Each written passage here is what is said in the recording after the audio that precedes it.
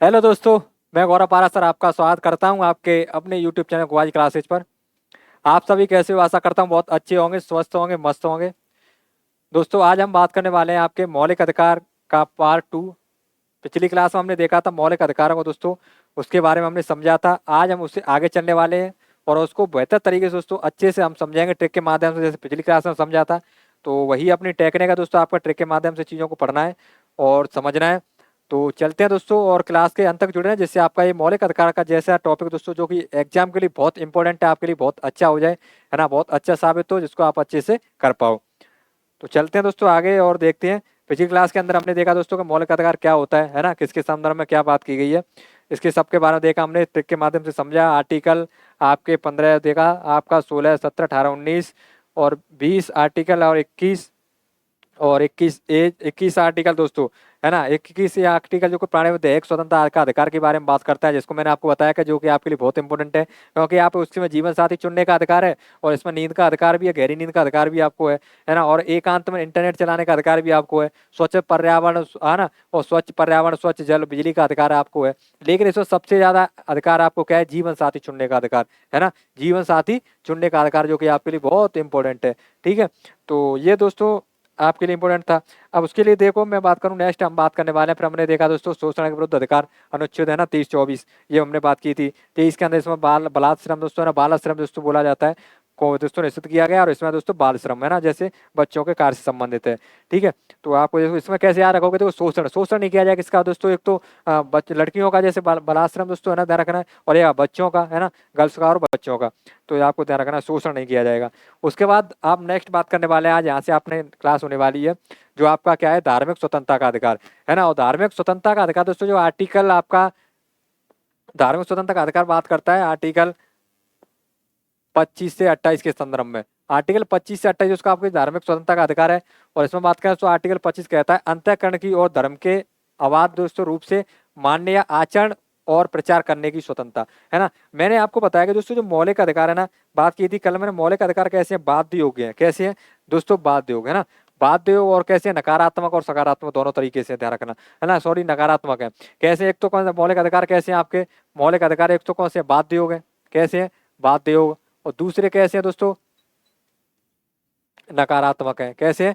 नकारात्मक। नकारात्मक मतलब अधिकतर चीजों की मना करते हैं, है ना, मना किसी करते हैं, इसलिए क्या दोस्तों, जैसे नहीं किया जाएगा, है ना, ये सब नहीं किया जाएगा, तो ये सब करता है, इसलिए क्या? नकारात्मक है, मौलिक अधिकार।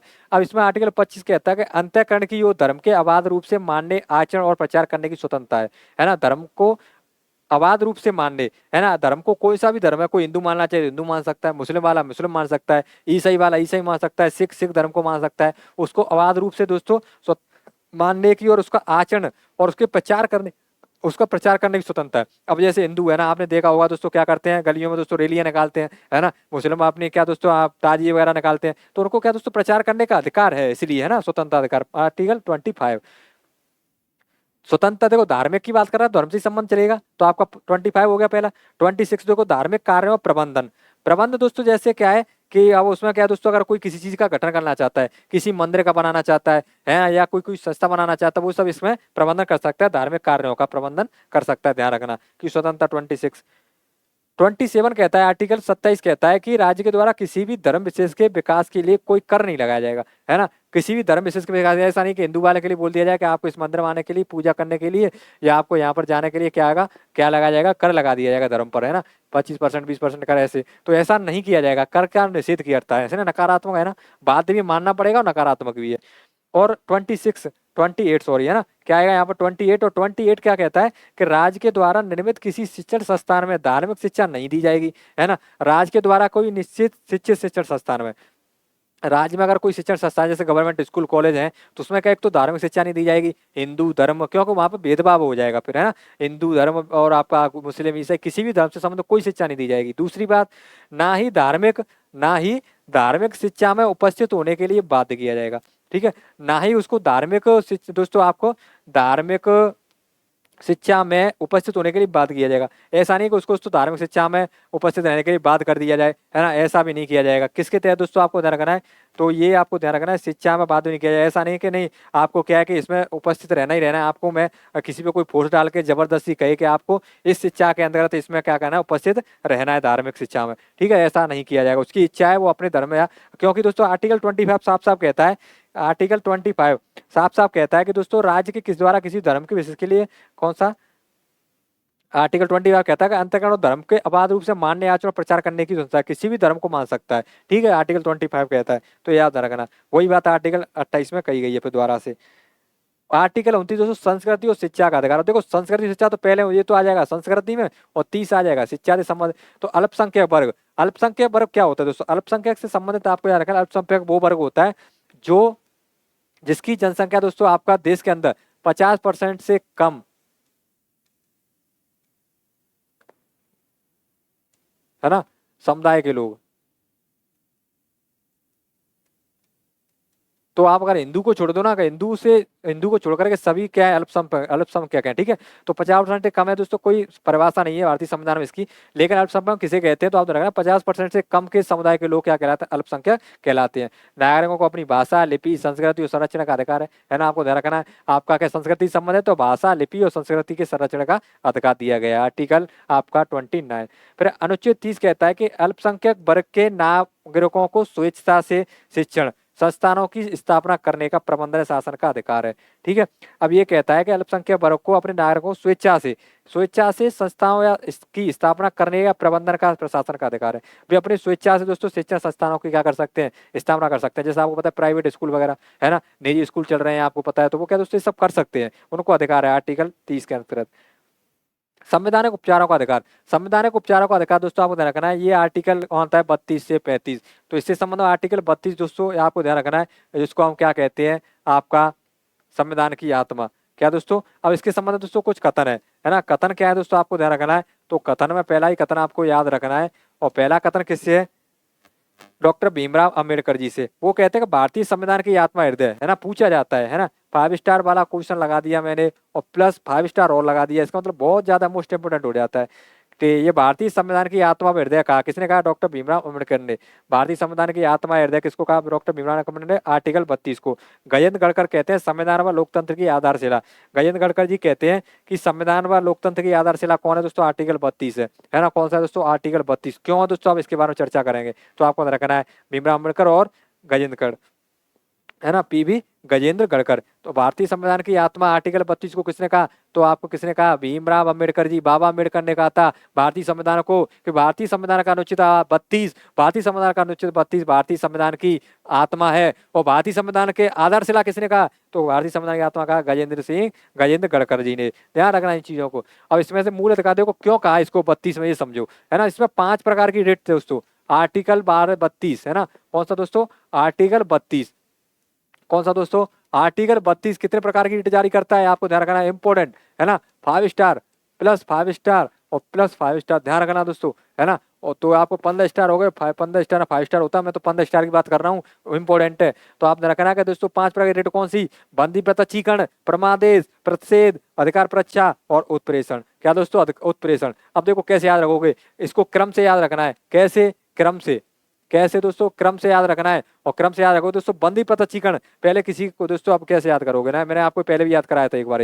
अब देखो बंदी है किसी की, कोई किसी से क्या करता है, उसका कोई उसका देखो लव मैटर है, और लव मैटर में वो उसको क्या बोलता है, अपनी बंदी, है ना, उसको है ना बंदा, तो दोस्तों बंदी, तो वो किसी की कोई बंदी है, या कोई आप जैसे बाइप है तो वो भी उसकी बंदी हो गई, है ना, तो किसी कोई बंदी है, और बंदी का दोस्तों क्या करेगा, वो परमादेश आदेश देगा, परम आदेश, उसको कह दिया बंदी को, उसको परम आदेश है, बंदी है भाई उसकी, उसको आप आदेश दे सकता है ना, आप भी अपनी बंदी को आदेश दे सकते हो। तो अगर आपकी कोई बंदी है तो अपने उसको आदेश दे देना, ठीक है। तो बंदी प्रदेश उसमें आदेश देगा परमादेश, और परमादेश देगा फिर वो क्या करेगा, उससे प्रदेश आदेश कर देगा। प्रदेश मतलब बात करने के लिए, मतलब किसी चीज की मना करने के लिए कहेगा कि नहीं ये आपको ये काम नहीं करना है, क्यों, उसकी बंदी है, उसको दिक्कत हो रही है, दिक्कत हो रही तो क्या कहेगा, पहले वो बंदी से क्या आएगा, बंदी को क्या देगा, परमादेश, और परमादेश कहेगा आपको ये काम नहीं करना है, ठीक है, ये आपको ध्यान रखना है। प्रसिद्ध मना करेगा, उसके बाद कहेगा अधिकार परीक्षा। अब भाई इतना, वो तो 3 तो हो गए, किसके, बंदे के, अब बंदी के भी तो होंगे 2 अधिकार, तो बंदी के कितने, सिर्फ 2 अधिकार। वो कहेगी किस अधिकार से आप पूछिएगा, है ना, अधिकार परीक्षा पूछिएगा, किस अधिकार से कह रहे हो आप ये सब, है ना, आप ये सब बोल रहे हो किस अधिकार से बोल रहे हो, फिर वो कहेगी उत्प्रेरण, है ना, उत्प्रेरण और उसका उत्प्रेरण हो रहा है। ठीक है, ये आप कौन है दोस्तों, आपको ध्यान रखना। तो बंदी के दोस्तों परमादेश देगा, प्रच्छेद दोस्तों अधिकार प्रत्यय और का उत्प्रेरण। अब इसका नाम लैटिन नाम भी याद रखना है। तो बंदी का दोस्तों, बंदी कैसी, उसको हैवी, है ना, हैवी तरीके से क्या देगा, परमादेश देगा। और परमादेश किसको देगा, मैडम को, तो मैडम, बंदी को हैवी तरीके से परमादेश देगा मैडम को, है ना, तो याद रखना। अब देखो हैवी कॉपर से अब ये ध्यान रखना। फिर प्रत्यय दोस्तों प्रोहिबिटेशन, जिसको बोलते हैं दोस्तों मना करना या निषेध, मना करना, क्या दोस्तों, मना, मना करना या इंकार करना, ठीक है, निषेध, तो आपको देना प्रोहिबिटेशन, रोकना। फिर उसके बाद अधिकार, है ना, क्या करेगा, उसको रोकने के लिए कहेगा, प्रतिषेध मतलब रोकने के लिए कहेगा, लेटिन नाम क्या, प्रोहिबिटेशन नाम रखना है याद। अधिकार प्रत्यय पूछिए तो को वारंटो, है ना, अधिकार प्रत्यय को वारंटो, किस वारंट से, है ना, को वारंटो, है ना। फिर उसके बाद आपका उत्प्रेषण, उसका सरटरी, सर ट्रेयरी आपको नाम रखना है ना। ये लैटिन नाम भी दोस्तों बहुत इंपॉर्टेंट है, इसलिए मैंने आपको याद कराया है। अब उसके बाद इसको क्या है, बंदी प्रत्यक्षीकरण हैवी कॉपर्स। तो अब ये दोस्तों इसमें क्या कहेगा कि दोस्तों आपका शरीर प्रेस करना है, इसका मतलब क्या, बंदी प्रत्यक्षीकरण मतलब शरीर, शरीर के साथ पेश करना है। उसके बाद दोस्तों आपका परमादेश में क्या है, अर्थ क्या है इसका, हम आदेश देते हैं, हम आदेश देते हैं। प्रतिषेध मतलब क्या है कि रोको, रोकना। और उसका दोस्तों क्या है, अधिकार प्रत्याह, कौन से अधिकार या अधिकार से पूछना, ठीक है। और प्रतिक्षण का अर्थ होता है अपने पास मंगवा लेना, उत्प्रेषण मतलब अपने पास मंगवा लेना। तो आपको ये चीज ध्यान रखनी है ना, इस तरीके से आप याद कर सकते हो इस चीज को। नेक्स्ट बात करें दोस्तों हम अनुच्छेद 33। अनुच्छेद 33 क्या कहता है, तो अनुच्छेद 33 में आपको रहेगा संसद द्वारा सेना, पुलिस एवं गुप्तचर एजेंसियों को, है ना, कौन सा संसद, सेना, पुलिस और गुप्तचर एजेंसियों को कार्य करने वाले क्रमों के मूल अधिकारों में कटौती की जा सकती है। मूल अधिकारों में कटौती, जैसे उसको फोन उसको जो ले लिया जाए, है ना, कि दोस्तों अगर कोई बात लीक नहीं हो जाए, उसके इंटरनेट सेवा ना देना, तो बहुत सी अधिकार है दोस्तों क्या हो जाता है, इनको कटौती की जा सकती है ना। अनुच्छेद 34 कहता है दोस्तों कि सैन्य शासन, मार्शल लॉ के का समय का अधिकार, है ना, मार्शल लॉ के समय मूल अधिकारों में दोस्तों क्या है, मूल अधिकारों में कटौती की जा सकती है। मार्शल लॉ क्या होता है, मार्शल लॉ होता है दोस्तों सैन्य शासन। क्या होता है दोस्तों, सैन्य शासन। सैन्य शासन दोस्तों जब नागरिक शासन खत्म हो जाता है ना, कौन सा शासन दोस्तों, जब नागरिक शासन खत्म हो जाता है,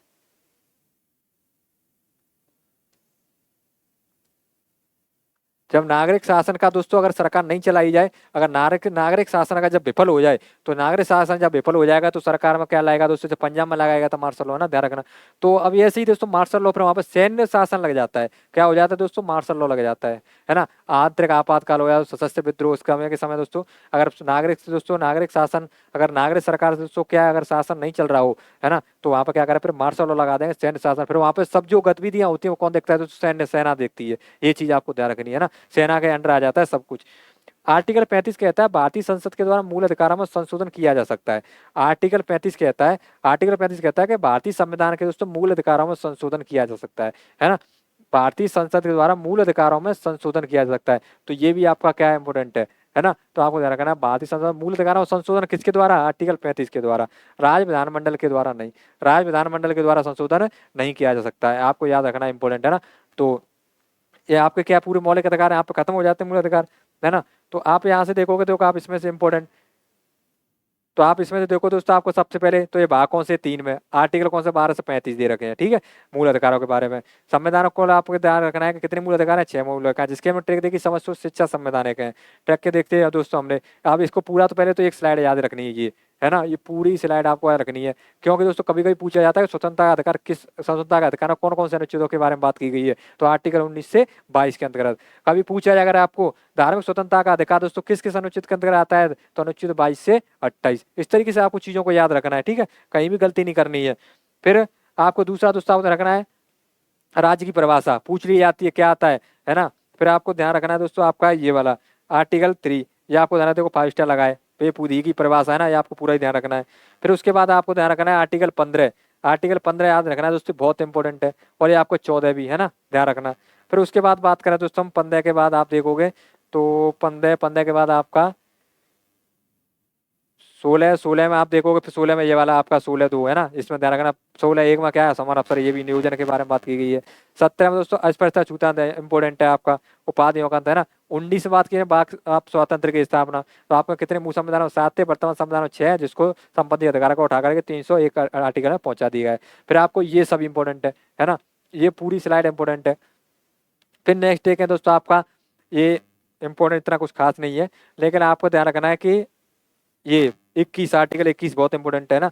उसके बाद अगर बात करें आपका 21 ये है ना, ये देखो 5 स्टार लगे हैं कितने 3 बार। और आपका ध्यान रखना है। फिर नेक्स्ट बात करें आपका 23-24 इंपॉर्टेंट है आपका। फिर आपका ध्यान रखना है इसमें से इतना कुछ खास नहीं, 27-28 भी कोई खास नहीं है। फिर लेकिन या तो सभी रखने हैं। अब इसमें आपको रखना है ये 29-30 में देखो है ना, शिक्षा के बारे में, संस्कृति और शिक्षा के बारे में बात की गई है। और आर्टिकल 32 है ना, ये तो मैंने आपको बता ही दिया कि वेरी मोस्ट इंपोर्टेंट कैसा है दोस्तों, वेरी मोस्ट इंपोर्टेंट है आर्टिकल, है ना। इसमें आपको ये भी ध्यान रखना है पूरा ये आर्टिकल, ये आपको पूरा तैयारी रखनी है।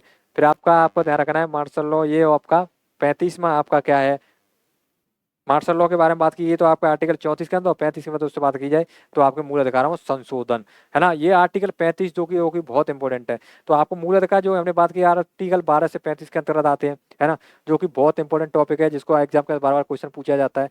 तो आपने पिछली वीडियो को देखो, आप उसमें पूरी चर्चा की गई, इस चीज़ों को समझाया गया है। और आज का जो बात की गई दोस्तों, किसके बारे में बात की, मूल अधिकारों के संदर्भ में बात की गई जो आपके 35 थे, है ना। तो आज की आपकी दूसरी क्लास थी, है ना, दूसरी क्लास से मूल अधिकारों की, इससे पहले एक क्लास हो चुकी है। तो ये दोस्तों इसी प्रकार की बेहतर वीडियो पाने के लिए आपको क्या करना पड़ेगा, गोवाजी क्लासेस चैनल को सब्सक्राइब करना पड़ेगा, है ना। और बेल आइकन ऑन करना पड़ेगा जिससे हमारा नोटिफिकेशन सबसे पहले आ सके और देखते ही आप उसको फायदा उठा सके, पढ़ सको। तो जुड़े रहें गोवाजी क्लासेस से और हंसते रहें, मस्त रहें, पढ़ते रहें। मिलते हैं अगली क्लास में, आज के लिए इतना ही, धन्यवाद।